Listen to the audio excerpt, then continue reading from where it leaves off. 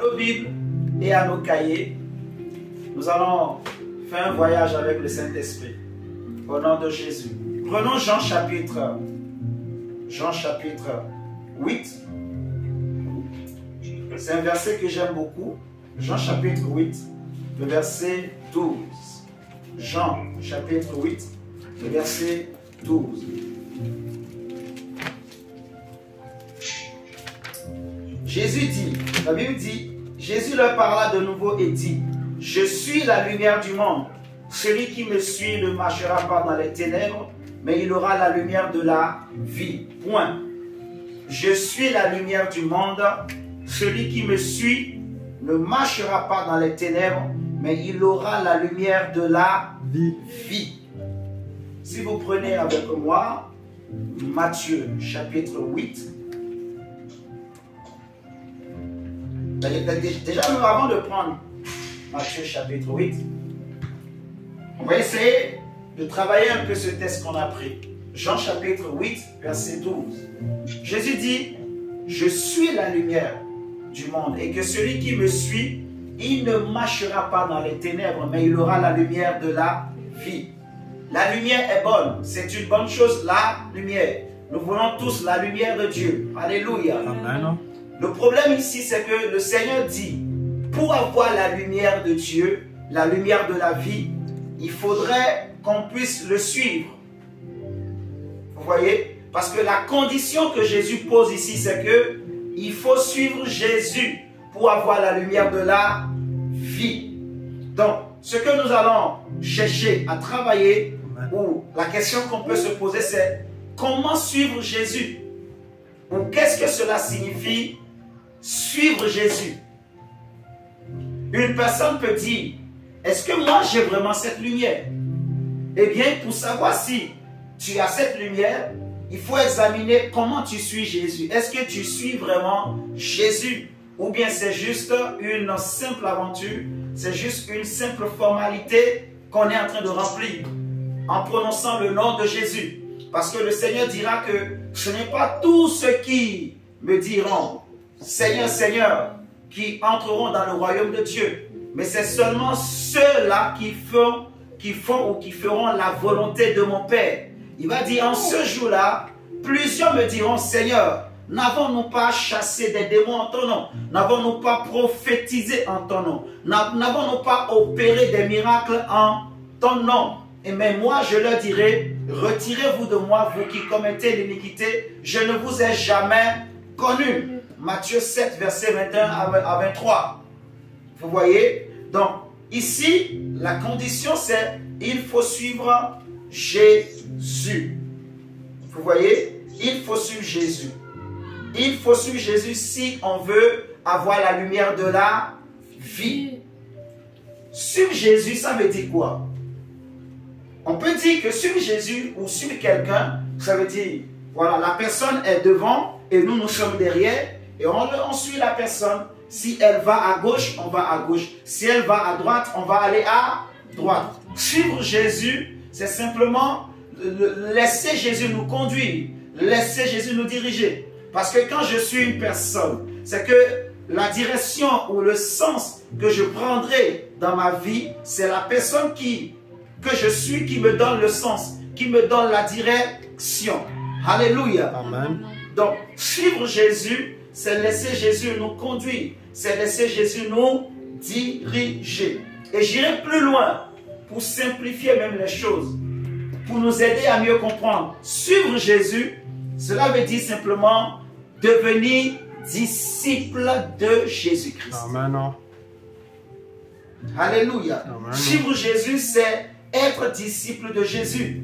Et si je prends Matthieu chapitre 8, nous allons voir Matthieu chapitre 8, le verset 16.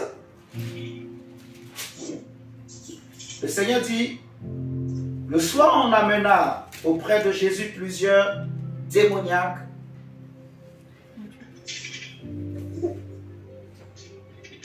Il chassa les esprits par sa parole et guérit tous les malades, afin que s'accomplisse ce qui avait été annoncé par Isaïe le prophète. Il a pris nos infirmités et il s'est chargé de nos maladies. Alléluia. Amen.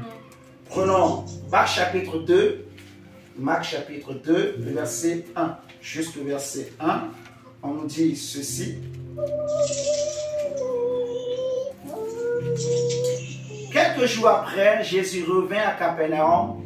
On apprit qu'il était à la maison et il s'assembla un si grand nombre de personnes que l'espace devant la porte ne pouvait plus les contenir. Alléluia.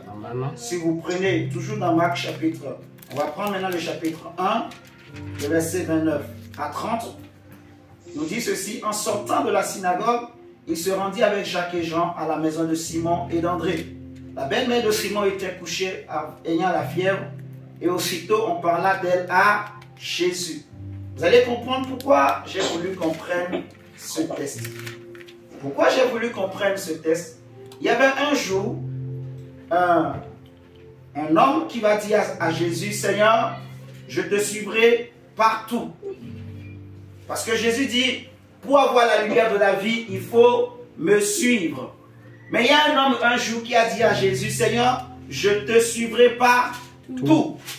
Et le Seigneur va lui donner une réponse. Il va lui dire que les renards ont des tanières et les oiseaux ont des nids. Mais le Fils de l'homme n'a pas où reposer sa tête. Le Fils de l'homme n'a pas où poser sa tête. Donc, suivre Jésus, c'est compliqué. Si tu veux suivre un homme qui n'a pas de toit, il est comme un SDF, il vit comme un SDF, qu'est-ce qu'il va te donner? Alléluia. Jésus dit, les renards ont des tanières, les oiseaux ont des nids, mais le Fils de l'homme n'a pas où mettre sa tête. Sur Jésus, suivre un homme qui n'a pas de maison, c'est compliqué. Non. Il faut juste bien comprendre qu'est-ce que Jésus veut dire au travers de ce test. Le Seigneur voulait simplement dire en fait que si quelqu'un veut le suivre, il doit être son disciple. Et si quelqu'un veut être son disciple, c'est qu'il doit être son esclave. Il ne s'appartient plus à lui-même. Vous voyez? Il n'aura plus rien pour lui-même. Il est totalement attaché à Jésus. Totalement dépendant de Jésus. Le Seigneur voulait simplement dire à cet homme que si tu veux me suivre vraiment, il faut que tu sois prêt à ne plus rien posséder pour toi-même. À ne plus t'appartenir toi-même. À ne plus vivre pour toi-même. Alléluia. Amen. Sur Jésus, c'est devenir son esclave. L'apôtre Paul nous dit dans 2 Corinthiens que si tous sont morts, en fait, regardez avec moi 2 Corinthiens 4, il dit,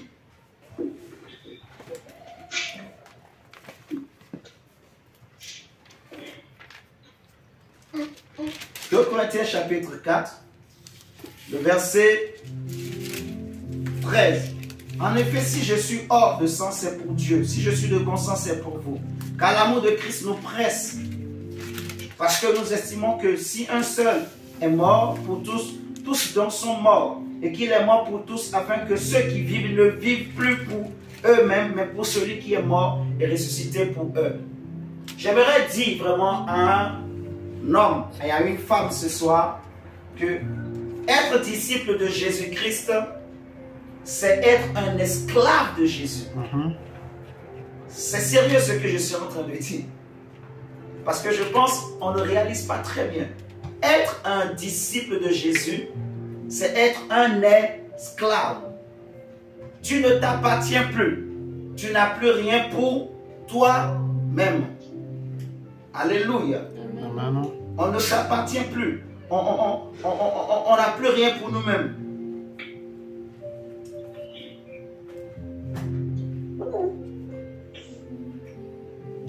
Et dans Matthieu 10, Jésus va dire que le disciple n'est pas plus grand que son maître. Vous voyez?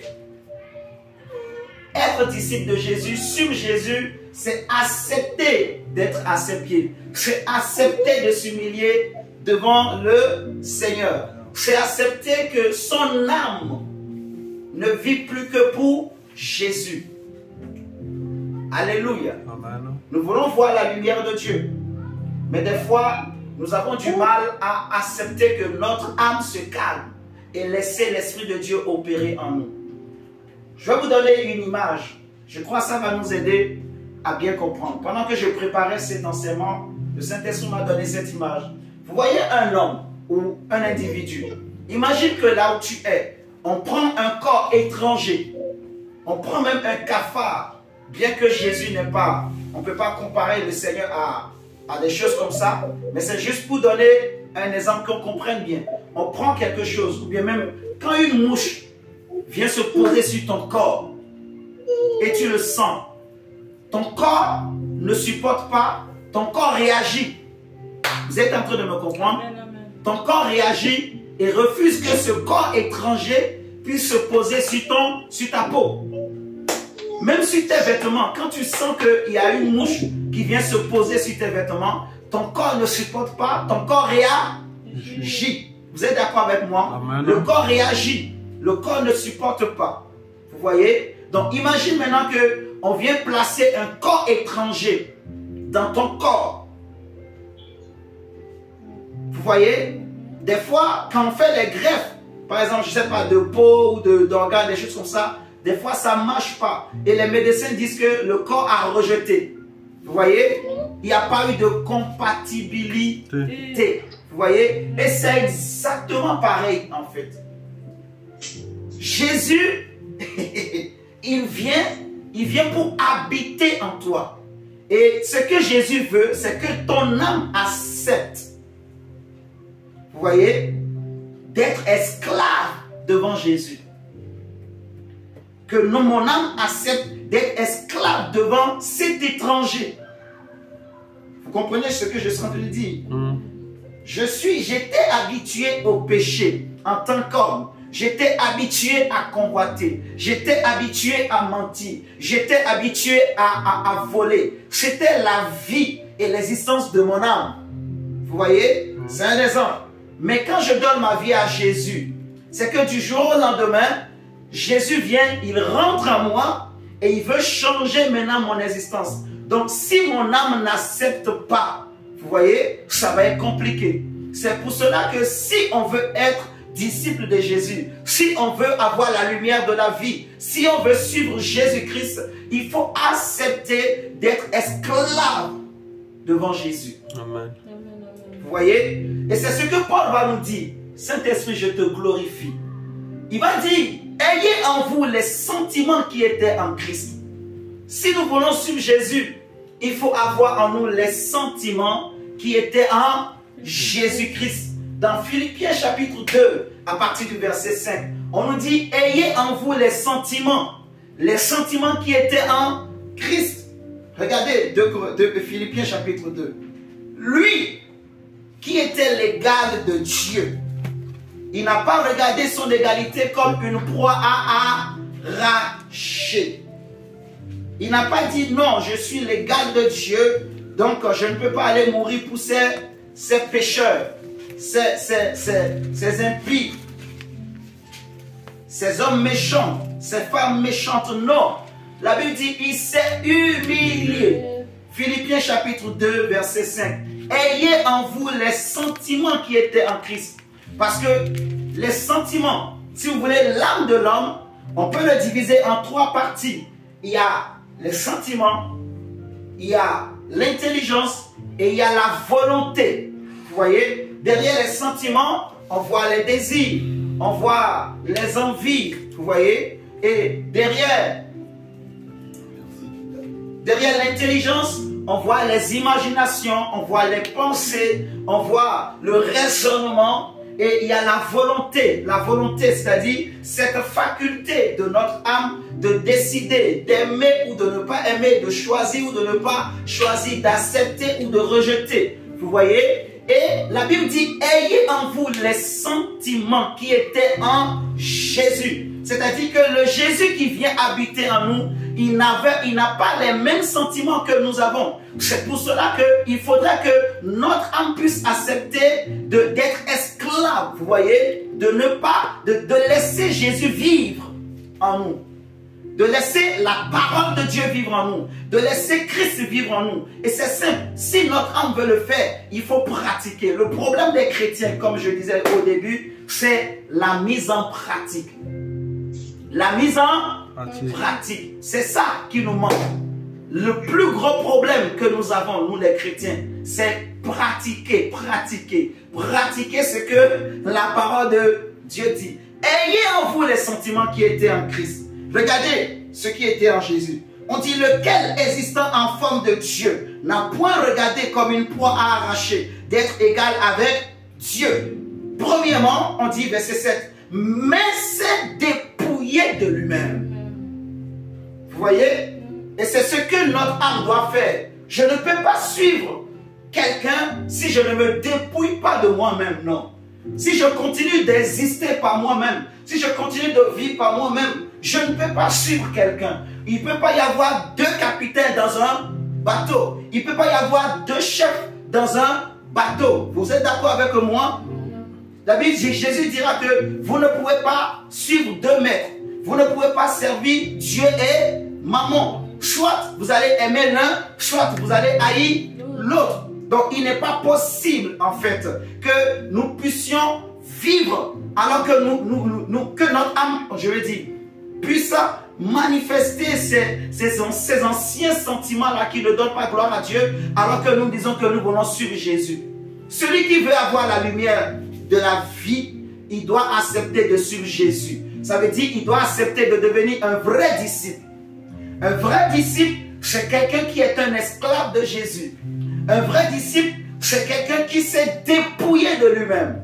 Jésus s'est dépouillé de sa gloire. Jésus s'est dépouillé de sa divinité. Vous voyez? Jésus s'est dépouillé de sa souveraineté, de sa majesté. Lui que les anges adoraient jour et nuit, d'éternité en éternité. Lui qui vivait dans la gloire, il n'a jamais connu la condition humaine. Mais pour venir nous sauver, il a accepté de se rabaisser. Et la première des choses qu'il a fait, c'est qu'il s'est dépouillé.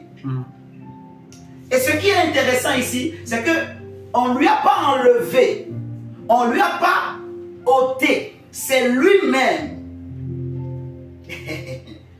Alléluia. C'est lui-même qui s'est dépouillé. Et c'est là que notre volonté doit intervenir. La décision de pratiquer la parole de Dieu doit venir de nous-mêmes. Je dois prendre la décision en disant qu'aujourd'hui, à partir de ce soir, moi je vais mettre en pratique la parole de Dieu. Je ne laisserai plus des choses impures nourrir mon cœur. Je dois entretenir mon cœur par la parole de Dieu, par la prière, par l'adoration, par la louange, comme on a enseigné. Amen. Vous voyez? Je dois travailler mon cœur, garder mon cœur dans la pureté. Je dois garder mon cœur dans la présence de Dieu. Je dois m'appliquer à lire la Bible. Je dois m'appliquer à prier, ainsi de suite. La première des choses que le Seigneur a fait, que le Seigneur m'a dit, que le Saint-Esprit m'a dit, il s'est dépouillé. Vous voyez? Deuxièmement, on nous dit, il dit, en prenant une forme de serviteur. Donc, Jésus s'est dépouillé, c'est-à-dire c'est l'humilité en fait. Une grande humilité. Deuxièmement, il a pris une forme de serviteur, c'est-à-dire d'esclave. Jésus lui le dira, que je ne suis pas venu pour être servi, mais pour servir. Waouh! Comment on comprend ce verset, cette parole du Seigneur? Il dit, le Fils de l'homme n'est pas venu pour être servi, mais pour servir. Vous voyez? Pour servir les hommes, pour servir au dessein de Dieu, pour servir au salut des hommes. Vous voyez ce que je suis en train de dire? Amen. Jésus est venu pour servir à ta délivrance, à ma délivrance. Jésus est venu pour accepter d'être la victime expiatoire qui va me sauver et sauver ma famille, Amen. Te sauver et sauver ta famille. Vous voyez? Amen. Nous délivrer de la mort, nous délivrer des ténèbres et nous introduire dans la gloire de Dieu. Jésus est venu et il a pris une forme de serviteur. Oh, la Bible nous dit, oh God, j'aime trop la parole de Dieu. Tu ne peux pas servir Dieu si tu n'as... En fait, je vais m'expliquer autrement. Si tu veux être serviteur de Dieu, tu dois apprendre à servir Dieu toujours au prier de quelqu'un. Vous voyez ce que je dis? Si tu veux apprendre à servir Dieu, il faut que tu l'apprennes toujours au pied de quelqu'un. Si vous prenez l'exemple de Samuel, il ne savait pas comment servir Dieu. Samuel a appris à servir Dieu au pied d'Élie. Même si Dieu va rejeter Élie après. Mais Samuel a appris, il a appris la sacrificature, il a appris à prophétiser au pied d'Élie. Élie le sacrificateur. La Bible nous dit que Élisée était serviteur d'Élie. Vous voyez? Élisée était un homme que tout Israël savait qu'il était serviteur du prophète Élie et que c'était lui qui versait de l'eau sur sa main. C'est pareil pour Josué. Vous voyez ce que je dis? Donc, aujourd'hui, nous les chrétiens, si je veux apprendre à servir Jésus, alors soyons humbles et acceptons vraiment, quand on donne des enseignements, par exemple, mettons en pratique. Des fois, ça peut arriver. On peut te donner un ordre. On peut te dire, fais ceci. Si dans le cœur, ça boude, tu ne gagnes rien. Vous êtes en train de me comprendre? On apprend. Il faut être comme un esclave. On apprend toujours au pied de quelqu'un.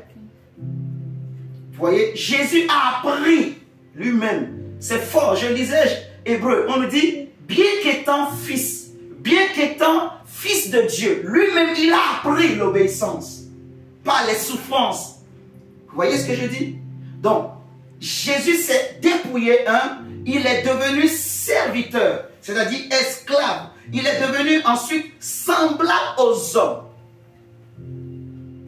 Semblable aux hommes. Ça veut dire, en fait, il faut aimer les hommes. Jésus est venu, il ne passait pas son temps à rester avec les justes. Tu vois? Il a aimé les pécheurs. Il a aimé les pauvres. Il a aimé ceux qui étaient abandonnés. Vous voyez? C'était un homme du peuple. C'était un homme qui aimait les autres. C'était un homme qui avait l'amour. Vous voyez ce que je suis en train de dire? Être disciple de Jésus, il faut être comme Jésus. Il faut avoir les sentiments qui étaient en Jésus. Il faut avoir les désirs qui étaient en Jésus. Il faut accepter de marcher comme Jésus a marché sur la terre. Donc, il faut aussi accepter de partager aux autres ce que nous sommes en train d'apprendre. De partager aussi à nos familles. Il faut accepter aussi de témoigner de Jésus aux autres. Alléluia. Amen. Il faut avoir l'amour. Seigneur, merci. Regardez avec moi. Jacques chapitre 1.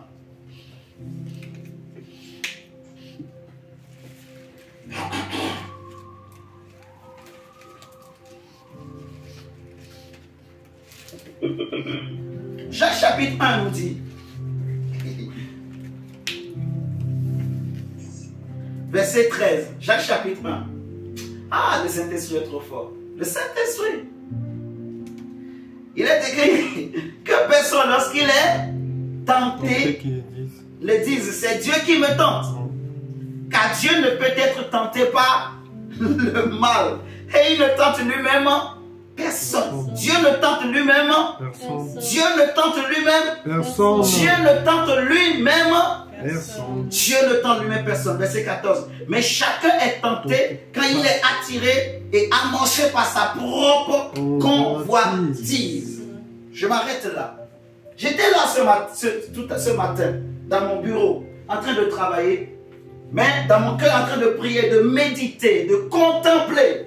Et puis le Seigneur me donne une parole. J'étais en train de méditer, je crois, sur Philippiens 2 qu'on vient de lire. Ah, le Saint-Esprit est trop fort. Et j'entends cette parole qui monte dans mon cœur. En fait, un homme est attiré par ce qui le remplit. Chacun est attiré par ce qui le remplit. Ah! Ça m'a réveillé. J'ai commencé par réfléchir. J'ai dit oui, waouh! Et tu vas bien comprendre. Tu veux être disciple de Jésus-Christ, tu veux suivre Jésus. La question qu'il faut se poser, qu'est-ce qui t'attire?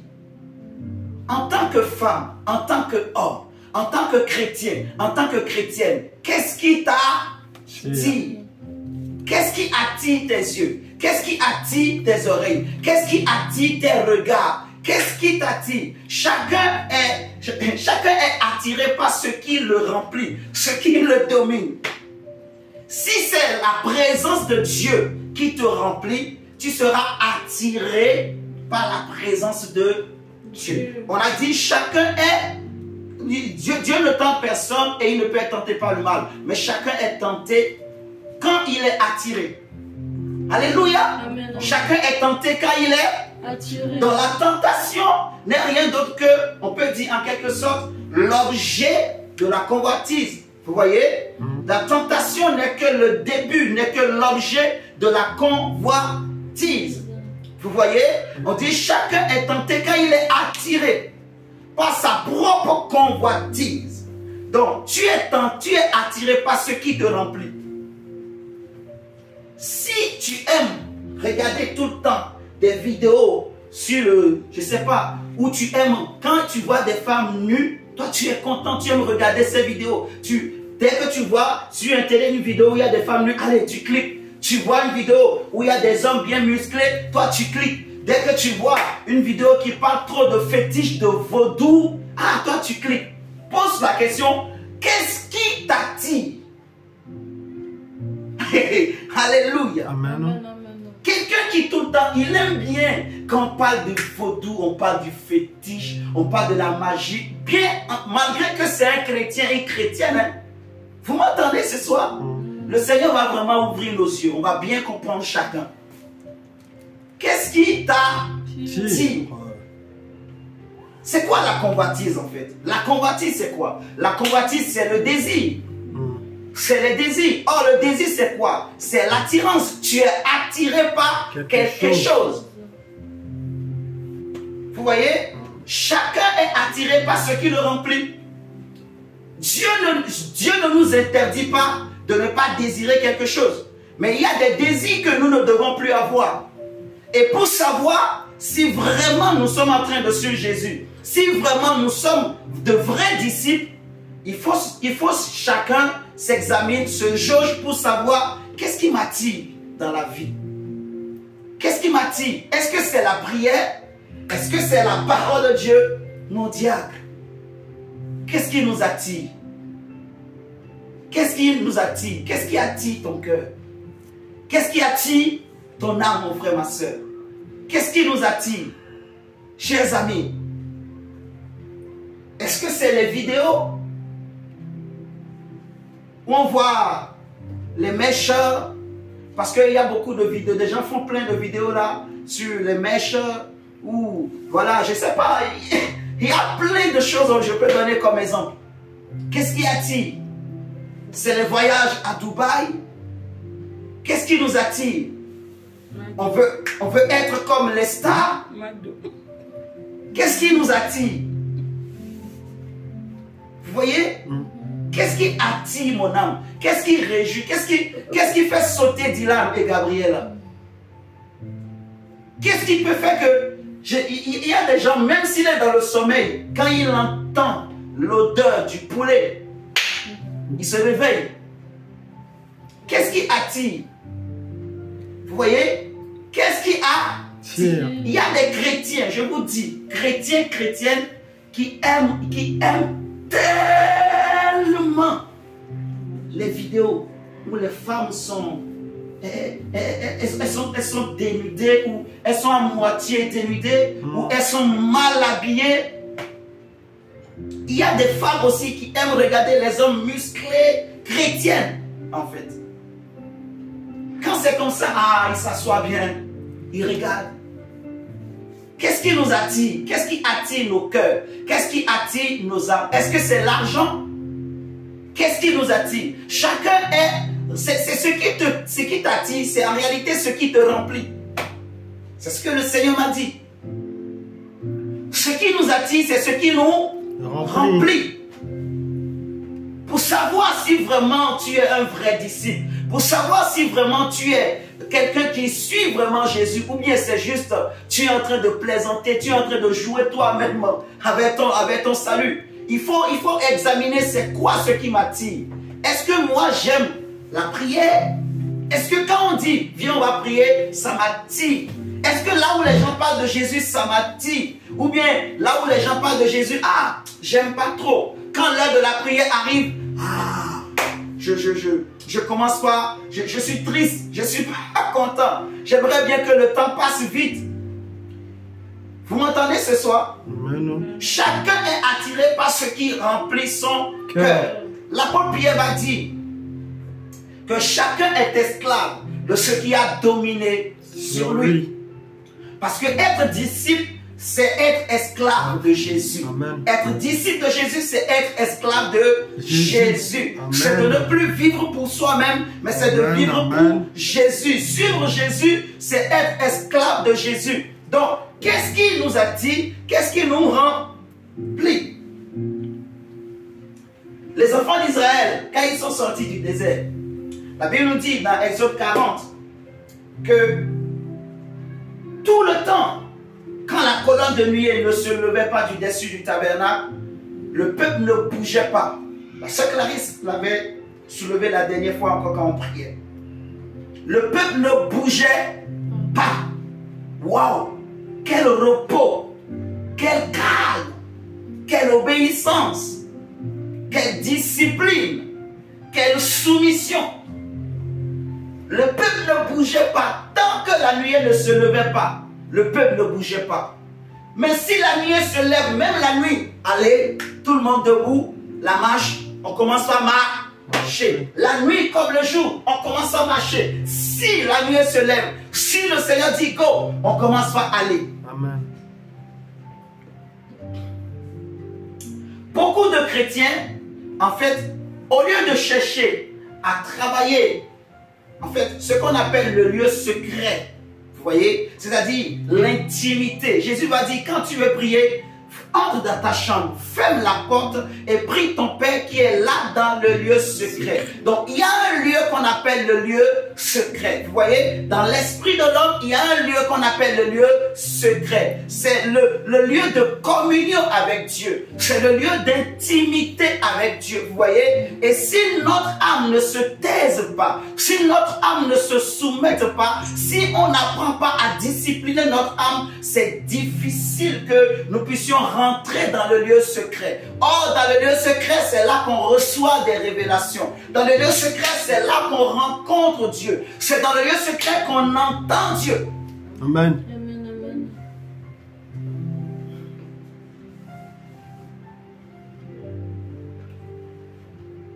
C'est dans le lieu secret qu'on met la parole de Dieu en pratique. Il est dit, garde ton cœur plus que toute autre chose. Car de lui viennent quoi? Les sources de la vie. Vous voyez? Les sources de la vie. Le secret de ta vie, c'est dans le cœur. Le secret de la réussite, c'est dans le cœur. Le secret du succès, le secret d'une vraie vie chrétienne, c'est le cœur. C'est la disposition du cœur. C'est la position du cœur. Alléluia. Amen. Le Seigneur dit, prenez avec moi Colossiens 3. Colossiens 3. On va prendre Colossiens 3. On va prendre après 1 Corinthiens. Colossiens 3. Vous connaissez. En tout cas, pour certains du moins, pour certaines. Colossiens chapitre 3, verset 1 à 3. Il a dit, si donc vous êtes ressuscité avec Christ, cherchez. Cherchez. Chercher là, ça veut dire quoi? Ça veut dire aussi désirer. En fait. Vous voyez? Chercher, ça veut dire désirer. Si vous êtes mort avec Christ, si vous êtes ressuscité plutôt avec Christ, cherchez les choses d'en haut, où Christ est assis à la droite de Dieu. Affectionnez-vous aux choses d'en haut et non à celles qui sont sur la terre. Car vous êtes mort et votre vie est cachée avec Christ en Dieu. Vous voyez? On dit affectionnez-vous aux choses d'en haut. Donc cherchez, recherchez. Ça veut dire simplement convoiter les choses d'en haut. En fait, c'est ce que ça veut dire. Pour faciliter vraiment l'enseignement, la compréhension de la parole de Dieu. C'est vraiment mon désir. C'est le désir du Seigneur, du Saint-Esprit. que chacun de nous, la vie chrétienne, on comprenne tellement bien et qu'on pratique, alléluia, qu'on devienne davantage fort, qu'on vive la parole, qu'on vive dans le repos de Dieu, qu'on vive la grâce de Dieu, alléluia. Amen, amen, amen. Oh Jesus, on dit cherchez les choses d'en haut où Christ est assis, affectionnez-vous. Vous voyez, ça veut dire désirer en fait, désirer. Donc la Bible nous interdit de nous affectionner aux choses de la terre, de convoiter le bien d'autrui, de convoiter les choses de ce monde, vous voyez, mais si tu veux convoiter quelque chose, convoite le ciel. Alléluia. Convoite la gloire de Dieu. Désire la gloire de Dieu. Désire la puissance de Dieu. Désire la sanctification. Alléluia. Laisse que ton cœur soit rempli de la soif de Dieu. Que chaque fois que tu te présentes devant Dieu, que ce soit avec un cœur assoiffé. Un cœur qui a le désir de voir Dieu. Un cœur qui a le désir de se sanctifier. Un cœur qui a le désir d'être rempli d'amour. Un cœur qui a passé sa journée à s'exercer vraiment pour rester pur. Mes chers amis, pendant des années, j'ai souffert la convoitise. Et beaucoup de chrétiens souffrent. Tu ne veux pas convoiter. Mais dès que tu ouvres les yeux, des fois même tu n'as pas ouvert les yeux, mais il y a des pensées bizarres, des pensées impures, des pensées de perversité qui te traversent. Dès que tu regardes seulement, tu vois une sœur, ou tu vois même un homme, des pensées bizarres. On nous a longtemps prêché, il faut mettre le casque du salut, il faut faire ceci, il faut marcher, il faut marcher. On a fait tout ça, mais malgré ça, ça n'allait toujours pas. Eh bien, je suis en train de te présenter le secret, ou je dirais le Saint-Esprit. Il est en train de nous donner le secret. La manière dont Jésus a marché sur la terre, c'est ce que nous sommes en train d'apprendre ces derniers temps. La manière dont les apôtres ont marché, c'est ce que nous sommes en train d'apprendre ces derniers temps. Alléluia. Amen. Pour garder son cœur pur, il faut pratiquer. Il faut pratiquer. Je peux parler à mon cœur. Si je ne veux pas que des choses entrent, parce que si je reste comme ça, je ne m'occupe pas de mon cœur. Je ne m'occupe pas de mon cœur. Eh bien, le diable, il va bien s'occuper. Le cœur lui-même va bien se remplir. Si tu ne lui donnes pas un boulot, lui-même, il va se chercher un boulot. Je vous dis la vérité. Si tu ne l'exerces pas, parce que pendant des années, personne ne l'a exercé. Il a travaillé tout seul avec les démons qui envoyaient des choses rentrer dedans, des convoitises, des mauvaises pensées, des désirs, machin, et il était rempli, saturé. Des inquiétudes, des plein de choses comme ça, il était saturé. Je vous dis la vérité. Saturé. Tu vas voir un chrétien, il est chrétien, mais il aime tellement le fétiche. Il aime tellement inconsciemment en fait, inconsciemment, dès qu'il voit les choses de fétiche, il aime trop le spiritisme. Non, c'est juste parce qu'en lui, il y a ces choses-là qui remplissent, qui sont là. Parce qu'il ne travaille pas son cœur, il n'exerce pas son cœur. Mes chers amis, je suis en train de goûter quelque chose. Ça me fait tellement bien, du bien. C'est-à-dire, tu peux marcher et tu te sens pur. Tu te sens saint. Est-ce que vous savez que nous sommes des saints? Nous sommes des saints. Nous sommes des saints. Mais la question qu'on peut se poser, pourquoi parfois on ne vit pas cette sainteté? On n'a pas l'impression qu'on est saint. Parce qu'on se sent tout le temps assailli, rempli par des choses bizarres. C'est juste, le secret c'est ça. C'est les pratiques, c'est les secrets. Il faut accepter que mon moi ne vive plus, que mon âme ne vive plus. Il faut accepter de se dépouiller comme Jésus a fait, d'être comme un esclave du Seigneur. Amen. et de maintenant exercer son cœur. Que son cœur soit rempli de la prière, de la parole, des cantiques, des psaumes. Alléluia. De méditer la parole de Dieu dans son cœur. De chanter dans son cœur. Plus tu le fais, tu vas voir, tu seras rempli. Tu ne sentiras pas la convoitise. Des fois, tu es tellement bien. Ah, mes chers amis. Regardez 1 Corinthiens. Regardons 1 Corinthiens.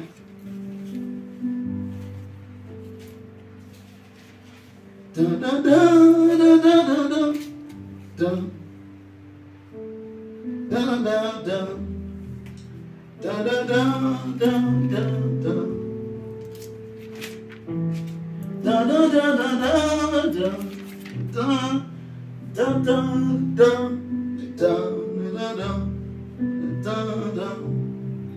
La goudena, la ga. Bam, bam, bam. Dun, dun, dun, dun, dun, dun, dun, dun. Oh Jésus. Dun, dun, dun. So good. Prenons 1 Corinthiens. 1 Corinthiens chapitre 14. 1 Corinthiens 14, le verset 1. Aspirer, rechercher, désirer, c'est les mêmes choses. Alléluia. C'est les mêmes choses. C'est les choses que l'Esprit de Dieu veut que notre cœur ait. Vous voyez? 1 Corinthiens 14, verset 1. On nous dit, recherchez la charité. Aspirez aussi aux dons spirituels, mais surtout à celui de la prophétie. Aspirez. Vous voyez? Désirez. Désire parler en langue. Désire prophétiser. Et si tu veux faire ces choses, purifie ton cœur. On a parlé de l'oppression. J'ai expliqué comment le travail, comment les choses de ce monde peuvent occuper nos cœurs. Si chacun de nous, on examine bien, on va comprendre plutôt. Beaucoup d'activités qu'on fait, on est occupé, on est actif, comme Marthe en fait. Vous voyez? Mais Jésus était venu. Mais Marthe était occupée dans les choses comme ça. Jésus lui-même lui a dit, tu t'inquiètes Marthe, tu t'agites. Donc tu es en train de passer à côté, ce n'est pas ce qui est important, ce n'est pas ce qui est nécessaire. C'est d'abord le Seigneur. D'abord écouter, d'abord obéir au Seigneur. Le reste, Dieu lui-même s'occupe. On dit de lui, c'est-à-dire du cœur viennent les sources. Et quand on parle du cœur, on parle de l'âme, on parle de l'esprit. Vous voyez? C'est important de garder son cœur pur, de garder son cœur dans un bon état, de garder son cœur droit. Et ce que j'aime avec Dieu, ce que j'ai compris, mes frères et sœurs, c'est que tu ne vas pas rester là et attendre que Jésus descende du ciel pour venir purifier. Donc, non, Jésus a déjà tout fait. Tu as en toi la force, tu as en toi le Saint-Esprit, tu as en toi la puissance. Mais il y a aussi quelque chose en toi qu'on appelle la volonté, que Dieu attend que tu utilises. Ta propre volonté, que tu décides. Alléluia. Amen. Qui veut pratiquer, mes chers amis? Le secret, mettons en pratique. Jésus dit, c'est celui qui me suit, il ne marchera pas dans les ténèbres, jamais, mais il aura la lumière de la vie. Mais il faut le suivre. Et suivre Jésus, c'est être son disciple. Et la Bible dit, ayez en vous les sentiments, ayez les désirs. Donc un disciple doit avoir ce qui était en Jésus. Parce que le disciple n'est pas plus grand que le maître. Vous voyez, tout disciple accompli est comme le maître. Luc 6, 40. Alléluia. Tout disciple accompli est comme son maître. On nous dit rechercher la charité. Aspirez aussi aux dons spirituels, mais surtout à celui de la prophétie. Regardez Timothée, ce que Paul dit à Timothée.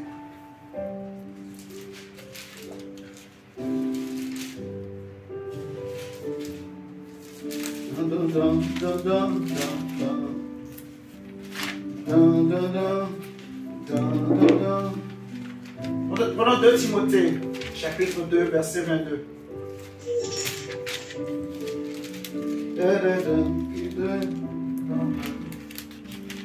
Avec amour, force et sagesse, Dieu ouvre un chemin.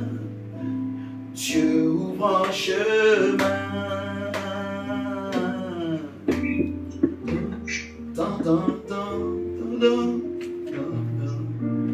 2 Timothée chapitre 2 verset 22. On dit fuis les passions de la jeunesse et recherche la charité. Recherche la justice plutôt. La foi. Vous voyez?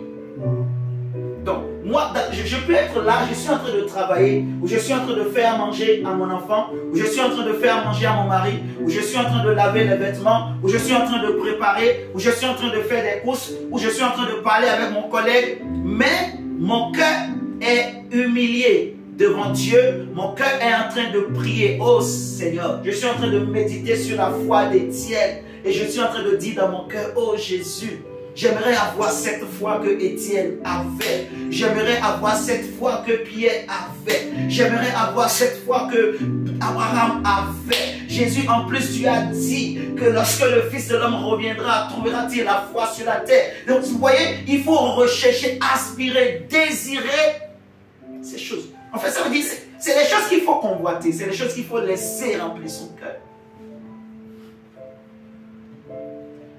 Il ne faut pas chercher à posséder la plus belle voiture du monde, le dernier avion qui a été créé. Mon diable, lui, travaille pour acheter le dernier avion avec maman Carrie. Le jet privé, comme ça ils vont nous amener au Congo. Amen. On va faire un tour au Bénin, puis on va passer par les États-Unis, on va aller à Brive-la-Gaillarde, on va passer par Limoges, ensuite on va descendre à Paris voir le frère Amel là-bas. Hein? Amen. Ben ouais, c'est pas aussi mauvais. Que Dieu bénisse, que Dieu donne. Mais que le cœur ne reste pas sur ça. Alléluia. Amen. Frère, moi, en tout cas, le Seigneur m'a fait du bien. Je suis tellement content des choses que je suis en train d'apprendre. En fait, pendant des années, j'ai cherché. Vous comprenez? Mais c'était en moi, mais je ne savais pas. C'est maintenant que Dieu est en train d'ouvrir mon esprit. Je suis en train de comprendre. En fait, la vie chrétienne est facile. Marcher dans la sanctification, c'est facile. Quand on passe le temps, ah Seigneur, sanctifie-moi, c'est pas biblique, ce n'est pas biblique, c'est une perte de temps. Seigneur, sanctifie-moi, Seigneur. Non, Dieu nous a déjà sanctifiés. Il faut juste pratiquer. Il faut mettre en pratique. Il y a des exercices, il y a des techniques, il y a des choses que c'est simple. Vous voyez, la mentalité, il faut plus se voir. Je ne suis plus celui-là moi, je ne suis plus au niveau de convoiter le bien de... Non, j'ai dépassé ce niveau-là. Moi, je désire la gloire, la puissance de Dieu. Je désire la foi. Paul dit à Timothée, recherche la justice, recherche la foi, recherche la charité, recherche la paix. Avec ceux qui invoquent le Seigneur d'un cœur pur, recherche ces choses. Alléluia. Oui, mon frère, ma soeur, c'est les choses qu'on doit rechercher, qu'on doit désirer. On doit laisser ces choses remplir nos cœurs.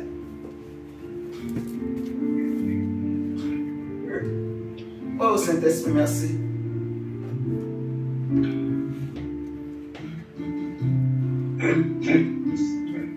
Seigneur, merci.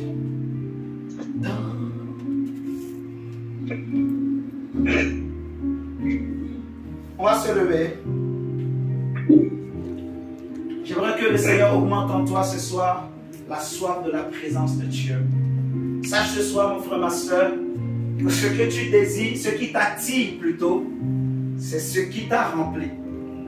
Et ce que Dieu veut, que tu sois attiré par lui.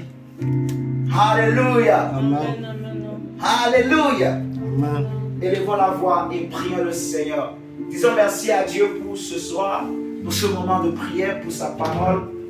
Prions le Seigneur. Dis Seigneur, je ne veux plus souffrir pour me sanctifier. Je ne veux plus souffrir pour marcher dans la vérité. Je ne veux plus souffrir pour lire la Bible. Je ne veux plus souffrir pour jeûner. Je ne veux plus souffrir pour ces choses. C'est pour cela que je veux garder mon cœur pur. Je veux travailler mon cœur. Je veux comprendre la parole de Dieu. Moi, je ne veux plus rechercher les choses de ce monde-là, ces choses. Je lui dis que c'est un homme de gagner ce monde s'il perdait son âme. Vous voyez? Dis à Dieu, Seigneur, mon âme a plus de prix. Mon âme a de la valeur. Je ne veux pas négliger mon âme. Je ne veux pas négliger mon cœur. Je ne veux pas négliger mon esprit. Mais je veux garder mon cœur et mon esprit pur. Élève ta voix et commence à parler à Dieu. Alléluia. Shadaraba. Hahaterebosha. Randa Karabasha. Radaraka Sataya Tereboshi. Etahaina Haseta. Harakata Yala Hasa. Horabashi Harakata. Rekainda Haindereboshi. Rianda Harahasete. Hehana Hatai Silakayabasha. Heharakata Yabasha. Rahatereboshi. Etehaina Harahata. Otaina Hai Helehasa. Harakasaka Hetereo Hai. Raiti Hanahate. Hedehai Harabashata. Harahate Harabasa. Rahataha Hanahate. Reka Hanahasha Hataina Hata. Rohotoho Hanahai Hade. Rebaba Harahasete. Shahanahai Harahata. Oh, Karahashi Kahana, Rakata Rekata, Rehai Hanahashata, oh, Rabashahate Hanara, Aihanaha Telebosha, Ahara Hasahata Hana, Rahama Haretahae, Rahai Harataha, Arad Rakata Hashata, oh, Karakashaka Raba, Rakate, Radahai Derebo, Rabashaba. Oh Rada, Shaka Baba Hata, oh Shahata Haina Hati, Yeheteina Hayata, Yeheteina Hata, Hanahai Harabasa, Yehedehia Rahayede, Yehedehia Rahata, Aramada Hayena Hada, Arahada Haina Hanahada, Erehada Hayahada Hada, Ahanahada Hayahada, Riada Hayahada Hada. Shahada Hakaina Hadahede, Yehedelia Dabasha, O Shekatahana Hate, Rabashakatahara Sata, Robosoto Horobo City, Reba Rekata Rekata, Shabaraba, Rikataya Dahe, O Shadababa, Jesus, Jesus, Shadebo, Shadaraka, Arakata, Rakata Hadahate, Arakata Hadahasata, Rakata Iniketena Hate, Anahanahade, Herebosha, Arabashata, Rasata, Reba Pro, Liganda Bre, Inahanahade, Manamasi Halahate, Arabasata, Aramana Hada, Babayana Hanahide, Shabana Hate, Shihalahata, Karakashaka, Abarabashata, Rakata, Shadarabasa, Radarabasiri Kayarashata, O Randa Kayatarabasha, Rakatarabashata, Rabasheti, Randa, Rababashe, Rababasha, Rabaida Rabaide, Rabashata, Rabashata Kayataraba, Manamasha, Arakata, O Shikarakasata, Arakata Karabasha, Rabashita Rabasha. Rakata Yadaraba, Jesus, Mandarasha, Ashadaraba, Rababasheka, Randakarabasha, Radabashe, Rakatarabasha, Dakarabasha, Ikarabasha, Yarabasha, Jesus, Manamasaka, Ashataya Baba Baba, Shakataya Baba Baba, Shandaya Baba Baba, Shandaya Baba Baba, Jesus, le Seigneur va remplir, il va remplir de l'esprit. Prie le Seigneur de te remplir de son esprit ce soir. Il y a vraiment, il y a un souffle de Dieu il y a une grâce, il y a une miséricorde et une faveur de Dieu. Tu vas marcher et tu vas prier, tu vas parler sous l'inspiration de la grâce de Dieu. Dis Seigneur que ta grâce surabonde dans ma vie. Que Seigneur je sois rempli de ton souffle, de ta sagesse, de ton intelligence, de ton discernement, de ta vie. Oh my God, il y a une vie en Jésus. Prie Seigneur que ta vie pénètre en moi. Dis Seigneur je me soumets. J'accepte d'être ton esclave. J'accepte d'être l'esclave de l'Esprit de Dieu. J'accepte d'être ton esclave Seigneur. Remplis-moi de ta vie. Père, que la vie de Dieu sorte Seigneur de ce micro. Sorte de ma bouche Père. Et rentre dans le cœur d'une personne. Rentre Seigneur dans l'âme d'une personne. Rentre dans l'esprit d'une personne. Mon amant Shakatayaba. Radakayaba Saka. Parapasetarapa. Yahweh, que la vie de Dieu pénètre. Yahweh, la vie. Yahweh, la vie. Père, au nom de Jésus. Merci Seigneur. Merci Seigneur. Merci Seigneur. Amen, amen, amen, amen. On acclame le Seigneur. On acclame Jésus. Saint-Esprit, merci. Seigneur, merci. Seigneur, merci. Si tu as été béni, acclame Dieu, acclame Dieu, acclame Dieu, acclame Dieu, acclame Dieu, acclame Jésus. Seigneur, merci. Amen, amen. Amen. Ok, gloire à Jésus. Nous allons nous arrêter ce soir sur ce thème. Et demain, nous sommes là pour